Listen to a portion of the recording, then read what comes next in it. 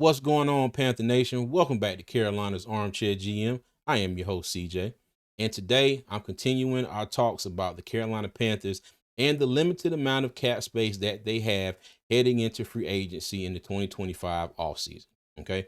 Before we get into that, again, if you're new here, welcome. If you're returning, welcome back. But whatever the case may be, please make sure you hit that like and subscribe button. Help me get to my first channel goal of 500 subscribers. I greatly appreciate everybody that has done so already, and I will also greatly appreciate everybody that does so from here on out. So thank you. Okay. Now, let's get into it. And today I want to talk about a potential cap casualty. Now, this is a player that I hope this does not happen to at all. But if the Panthers are going to be as aggressive in free agency as they say they want to be, they're going to need more cap space, and this might be a situation where this happens. I hope it doesn't. I really hope it doesn't. But like I always like to say, anything is possible. All right, so let's get into it. And that player is none other than Jadeveon Clowney. Okay, now he's the local favorite. He went to South Carolina. I forgot his high school name in Rocky. I think it's South Point. If I got that wrong, somebody please let me know. But, everybody was happy with him coming home. We felt like he would be a great fit at outside linebacker, coming off the edge, which I think he did a decent job. But there were times this season where he just looked gassed, where he had to go to the sideline, catch his breath for a couple plays, and then get back in the game. And it was another situation where, like we did with Brian Burns in his last season here. It was him, and he didn't have much help on the other side for most of the season. DJ Wanham, I'm sorry, came back, and that kind of changed a little bit. But maybe it was too late in the season for that to really, matter much, because the defense as a whole was just, out of whack. All right. But now, speaking strictly on the numbers, okay, now let me get my feelings out of this. I do want Jadeveon Clowney to stay, but strictly by the numbers, if the Panthers do decide to let him go, they will save $7.725 million towards the cap. We would take a cap hit of $6 million because Clowney's only guaranteed $2 million out of the $13.7 million that he would count against the cap. If he stayed on the roster this year, we would have to pay him his guaranteed salary of $2 million plus his prorated signing bonus. Okay. Now, like I said, that will save us $7.75 million. And again, if the Panthers want to be as aggressive in free agency as they have said they want to be, and other things do not work out as far as cap space, this might be an option. And honestly, I'm thinking this will probably be one of the last resort type option. Okay. Now, with that being said, now I know I said this is going to be about Jadeveon Clowney, but there is another member, okay, in the linebacker room that I think might potentially be a cap casualty as well. Again, I don't want this to happen, but if the Panthers really need that much money, or really need much more money, here's another one. DJ Wanham. Okay. Now, Wanham signed a 2-year, $12 million contract. Oh, and let me go back, and I forgot to mention, Clowney signed a 2-year, $20 million contract.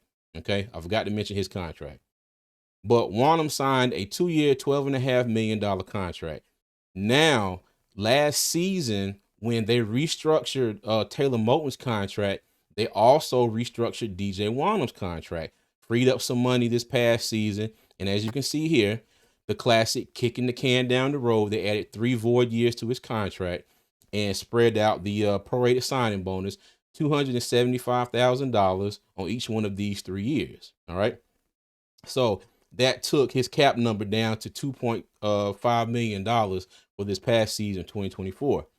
Now, if the Panthers decided to cut him, they would end up saving $6.2 million with a dead money cap hit in 2025 of $1.7 million. Now, the voided year in 2026, well, 26, 27, and 29, if Wanham is not on the roster, now I don't know how this works. If they would have cut him this season, would those voided years and that dead money that would come of him being cut, would all that count on 2025?